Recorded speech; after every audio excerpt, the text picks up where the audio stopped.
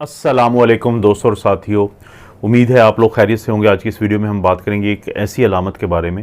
जिसके साथ सबसे ज़्यादा मरीज़ जो हैं अपने डॉक्टर के पास जाते हैं, एमरजेंसियों में जाते हैं, डॉक्टर से बात करते हैं, और वो है अलामत पेट में दर्द, एब्डोमिनल पेन। एब्डोमिनल पेन या पेट के दर्द के सिलसिले में जो सबसे अहम बात आपके लिए जानना ज़रूरी है वो ये है कि ये दर्द हो किस वजह से रहा है। आपके क्या ये जिगर का दर्द है, आपके क्या ये खुदा न खास्ता दिल का दर्द है जो पेट की तरफ हो रहा है, ये आपकी किसी आंत का दर्द है, ये आपके लबलुबा का दर्द है, तिल्ली का दर्द है, या आपके पेशाब का जो मसाना होता है उसकी इन्फेक्शन है, या ख़वातीन में कोई उनका मसला है ओवरी का या यूट्रस का। तो इसके जानने के लिए पहले आपको ये समझना ज़रूरी है कि हम अपने पेट को 9 हिस्सों में तकसीम करते हैं। अब ये जो 9 हिस्से हैं यानी 9 क्वाड्रेंट्स जिनको हम कहते हैं, अब आप इनको एक तस्वीर की मदद से भी देख सकते हैं कि जिसमें मैंने लिखा हुआ है 1, 2, 3 और 9 तक ये लिखा हुआ है। और इसके साथ ये भी देखें कि मैंने यहाँ पे हर जो 1, 2 से लेकर 9 तक है उसका नाम क्या है वो भी मैंने लिखा है। लेकिन मैं आपको बता देता हूँ कि जब आप अपने पेट को देखेंगे, अपने एब्डोमेन को देखेंगे, तो आपको ख़ुद भी मालूम होना चाहिए कि आपके कौन सा जो एरिया है उसमें कौन से उज़्व या आर्गन होते हैं जिनका ये दर्द हो सकता है। अब मैं आपको ये दिखाना चाहता हूँ, जो 9 रीजन्स में या 9 हिस्सों में हमने तकसीम किया है उसमें 1 का ये है, इसको हम कहते हैं राइट अपर क्वाड्रेंट, जहाँ पे आपका जिगर होता है यानी लीवर, और इसी तरह से जो गाल ब्लैडर या पित्ता होता है और उसकी जो नालियाँ निकलती हैं जिसको हम बिलियरी ट्रैक्ट कहते हैं, तो वो यहाँ पे मौजूद होता है। और इसके साथ जो आगे वाला हिस्सा है जिसको आप तस्वीर में भी देख रहे हैं और यहाँ पे भी देख रहे हैं, उसको हम कहते हैं एपीगैस्ट्रिक रीजन, या एपी को कहते हैं ऊपर, और गैस्ट्रिक मैदा, मैदे के ऊपर वाला ये एरिया। यहाँ पे मैदे का दर्द और पैंक्रियाज यानी लबलुबे का दर्द होने के चांसेस ज़्यादा होते हैं। फिर अगर और यहाँ पे बाज़ लोगों को जो पित्ते का दर्द है या पित्ते की पथरी का वो भी होता है। अब अगर हम जाएं इस एरिया में, तो इसको हम कहते हैं लेफ़्ट अपर क्वाड्रेंट, जैसे इसको राइट अपर क्वाड्रेंट कहा था, या लेफ़्ट हाइपोकॉन्ड्रिक भी कहते हैं क्योंकि इसको हम राइट हाइपोकॉन्ड्रिक रीजन कहते हैं। तो लेफ़्ट में क्या होता है कि यहाँ पे तिल्ली यानी स्प्लीन होती है और पीछे की तरफ गुर्दा होता है। ये एरिया हो गया, ये 3 पहले 3 आ गए जिसमें कि राइट अपर क्वाड्रेंट है, एपिगैस्ट्रिक रीजन है और लेफ्ट अपर क्वाड्रेंट है। उसके बाद हम जाते हैं ये राइट साइड पे, यानी ये दाईं पे है राइट लंबर रीजन, इसे हम कहते हैं, फ्लैंक भी इसे बोलते हैं लेकिन लंबर रीजन, जहाँ पे गुर्दे से जो मसाने की तरफ नाली जाती है जिसको यूरिटर कहते हैं, उसमें पथरी का दर्द, यूरिटेरिक स्टोन का दर्द होता है। तो बाज़ का ये वो एरिया है। फिर ये दरमियान में जहाँ पे नाफ होती है आपकी, यानी जिसको हम पेरी अम्बिलिकल इसको रीजन कहते हैं, तो यहाँ पे अक्सर आंत, छोटी आंत होती है, यानी ये जो यहाँ का एरिया था, यहाँ पे गुर्दे का दर्द या गुर्दे की नाली का दर्द होता है, तो यहाँ पे छोटी आंत आमतौर पे उसका दर्द आ सकता है, थोड़ा बहुत लबलुबा का दर्द आ सकता है। इसको हम कहते हैं लेफ़्ट लंबर या लेफ़्ट फ्लैंक रीजन। यहाँ पे लेफ़्ट साइड का जो गुर्दा होता है उसकी जो नाली आ रही होती है तो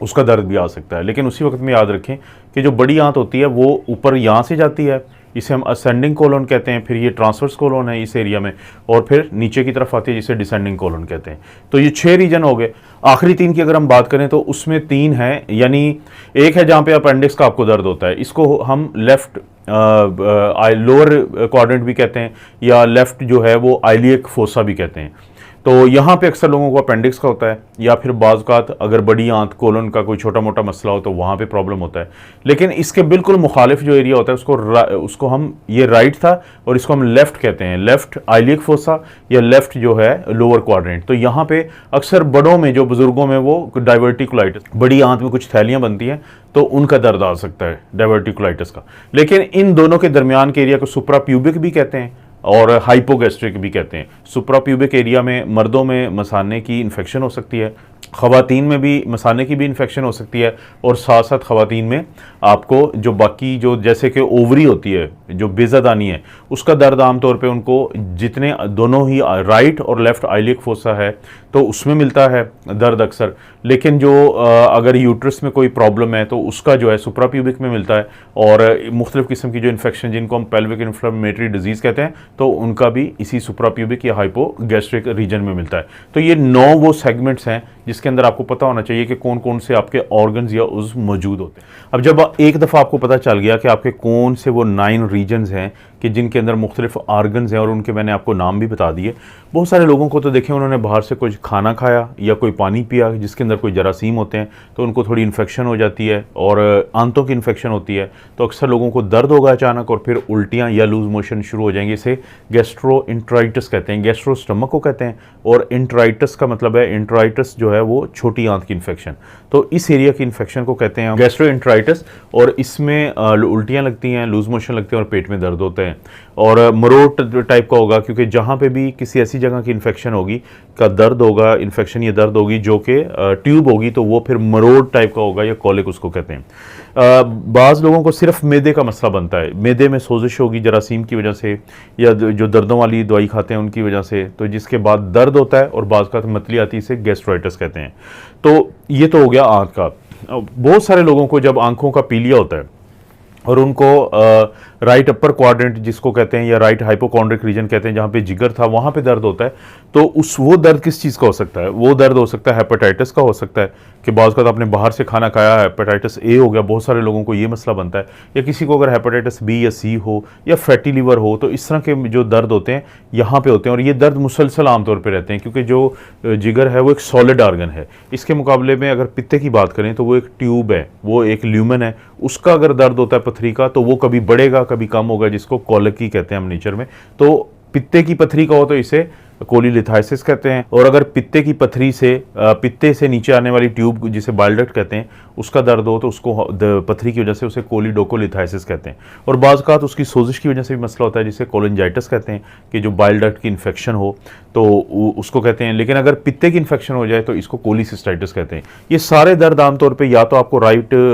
हाइपोकॉन्ड्रिक रीजन में मिलते हैं या बाज़ का एपिगेस्ट्रिक रीजन में। अब एपिगेस्ट्रिक रीजन में मैंने आपको बता दिया कि या तो तेजाबियत होगी, पेप्टिक अल्सर डिजीज उसे कहते हैं, या एपीडी कहते हैं एसिड पेप्टिक डिजीज, उस वजह से गैस्ट्राइटिस की वजह से, या बहुत ज़्यादा दर्द हो और वो पीछे की तरफ जाए तो ये पैंक्रेटाइटिस या लबलबे की इन्फेक्शन होती है, तो जिसके लिए फिर हमें टेस्ट करवाने पड़ते हैं। लेकिन जो स्प्लीन का जो वाली साइड मैंने बताई थी जहाँ पे तिल्ली है, तो अगर उसकी इन्फार्क्शन हो जाए, वहाँ पे खून की सप्लाई मुतासर हो, तो उसका अक्सर दर्द यहाँ पे होता है। या बड़ी आंत क्योंकि नीचे जा रही होती है, ट्रांसवर्स कोलन जो है वो डिसेंडिंग कोलन में तब्दील होती है, तो बाज़ का वहाँ पे भी अगर छोटा मोटा मसला हो तो उसका दर्द यहाँ पे आता है। और जो गुर्दों का दर्द होता है,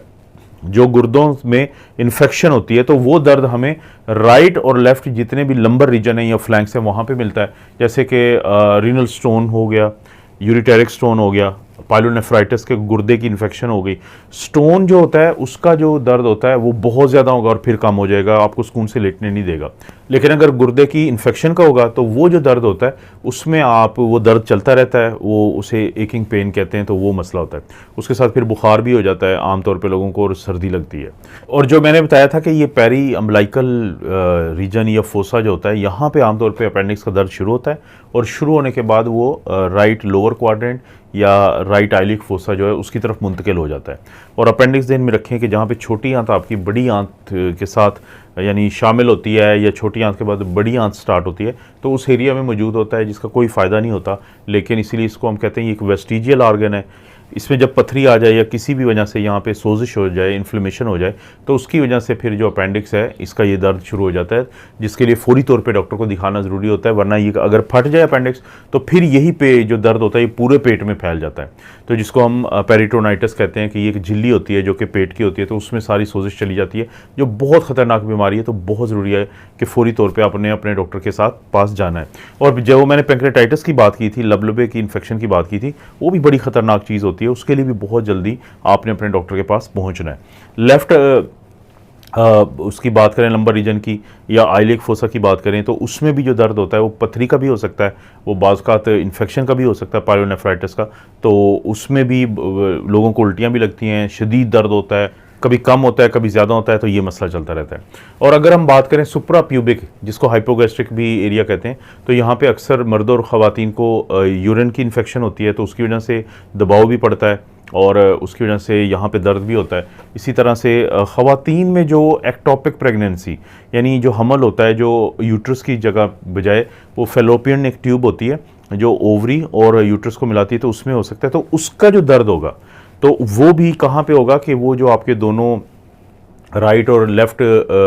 आइलिक रीजन्स होते हैं, तो उसमें हो सकता है ये जो 2 एरियाज़ हैं, तो उसमें फिर हमें कोई टेस्ट करवाना होता है जिसको हम बीटा एचसीजी कहते हैं, उन ख़वातीन में जिनकी उम्र जो है वो चाइल्ड बेयरिंग एज जिसे कहते हैं कि एक ऐसी उम्र के जिसमें बच्चा होने के चांसेस होते हैं। तो चाहे पेशेंट की कोई भी हिस्ट्री हो, लेकिन अगर ऐसा दर्द है जिसकी समझ नहीं आ रही तो करवा लेना चाहिए बीटा एचसीजी, ये ज़रूरी है। तो ये जो 9 एरियाज़ हैं उनके मुताबिक अगर आप सोचेंगे, और इसी तरह से सिविरिटी, अगर मैदे का है तो वो थोड़ा सा घर में ही कोई दवाई या सिरप ले लेंगे, ठीक हो जाएगा। लेकिन अगर कोई ऐसा दर्द जिसके साथ बुखार हो जाए, उल्टियाँ शुरू हो जाएँ, लूज़ मोशन हो जाए, दर्द बहुत ज़्यादा हो और मरोड़ आ रहे हैं और दर्द ना जा रहा हो या दर्द पीछे की तरफ जा रहा हो, तो उस सूरत में फिर अपने डॉक्टर के पास आपने फौरी रब्ता करना है। क्योंकि अगर खुदा न खास्ता ये चीज़ ख़राब, देखें बाज़ औक़ात लोगों को मैदे में अल्सर होता है, अगर वो फट जाए